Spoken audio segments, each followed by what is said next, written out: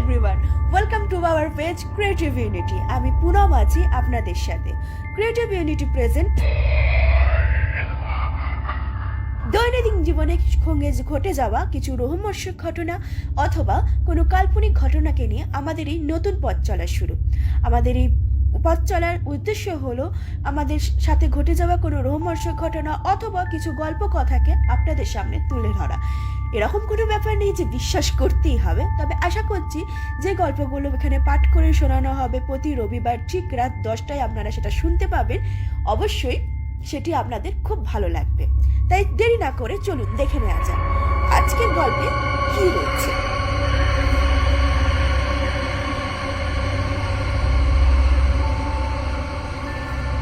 তখন রাত 11টা। সেই সময় শিব তার অটো নিয়ে বাড়ির দিকে রওনা দিচ্ছে। রাস্তায় আর কোনো অটো দেখতে পাওয়া যাচ্ছে না। শিবু তাড়াতাড়ি বাড়ি যাওয়ার জন্য অটো স্পিডে নিয়ে আসছে। হঠাৎ একজন ভদ্রমহিলা রাস্তায় এসে দাঁড়ালো। যাবেন দাদা? না দেখি, অনেক রাত হয়ে গেছে, এত রাতে কোথাও যাওয়া যাবে না। আমার স্বামী খুব অসুস্থ, দয়া করে চলুন না দাদা, আপনি না খেলে আমার স্বামী বাঁচবে না। অটো চালক মনে মনে ভাবলেন, ভদ্রমহিলা যখন এত করে অনুরোধ করছে তখন যাওয়া যাক। তা কোথায় যাবেন? জমির দুয়ার। শিবু একটু বেশ চিন্তিত হয়ে, আমি তো সেই জায়গাটা চিনি না। কোনো সমস্যা নেই, আপনার সাথে আমি আছি তো, আপনাকে পথ দেখিয়ে নিয়ে যাব। ঠিক আছে, তাহলে উঠে বসুন। মহিলাটি উঠে বসল। শিবু অটো স্টার্ট করলো। রাস্তার দুই পাশে উঁচু উঁচু গাছের সারি, চারটা মেঘে ঢাকা, চারিদিকে হালকা হালকা কুয়াশায় ঢাকা। হেডলাইটের আলোতে অটো এগিয়ে আসছে। প্রায় ঘন্টাখানেক পর শিবু অটো থামিয়ে বলল, আর একটু পরেই তো বিশাল শ্মশান, আর কোনো যাবার রাস্তা নেই। আরে কে বলেছেন, আপনি সামনের দিকে এগিয়ে চালান, ভদ্র মহিলাটা বলল। তা শুনে শিবু অটো চালাতে থাকলো। হঠাৎ অটোর সামনে এসে একটা ছোট্ট বাচ্চা দাঁড়ালো। দ্রুত ব্রেক মারল শিবু। চোখের সামনে উধাও হয়ে গেল বাচ্চাটা। একটু অবাক হলো শিবু। পিছন থেকে ভদ্র মহিলাটা বলল, কিচ্ছু হবে না, আপনি অটো থামাবেন না। কেমন যেন কাঁপা কণ্ঠে বলল, সব প্রশ্নের উত্তর দেব অটো থেকে নেমে, আপনি চালাতে থাকুন। রহস্যময় কণ্ঠে বলে উঠল ভদ্র মহিলাটা। মাথাটা কেমন যেন বনবন করে ঘুরছে শিবু।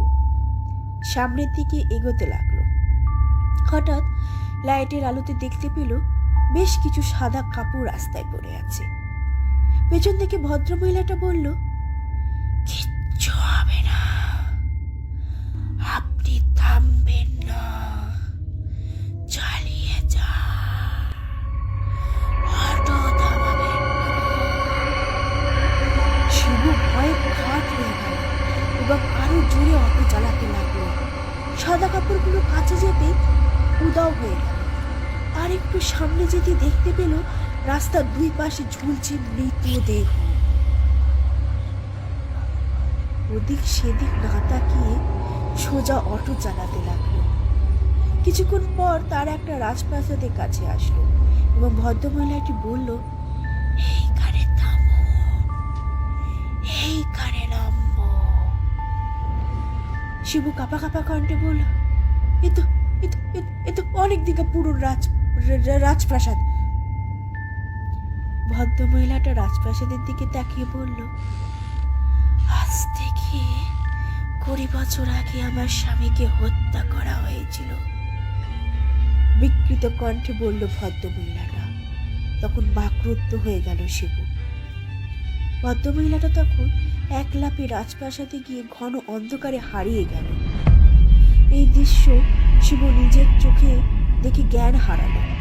জ্ঞান ফিরে শিবু দেখলো অটোর ভিতরে শুয়ে আছে। তখন সকাল হয়ে গেছে, পাখিরা ডাকছে এবং বিগত রাতের সব ঘটনা মনে পড়ে গেল শিবু। শিবু মনে করলো ওটা হয়তো তার একটি দুঃস্বপ্ন ছিল, এবং এই ঘটনার পর থেকে শিবু রাতের বেলায় অটো নিয়ে বের হবার আর সাহস পায় না। আপনারা শুনছিলেন শিবুর কাহিনী। গল্প পাঠে পুনাম ঘোষ, সাউন্ড অ্যারেঞ্জমেন্টে আমি সপ্তদ্বীপ।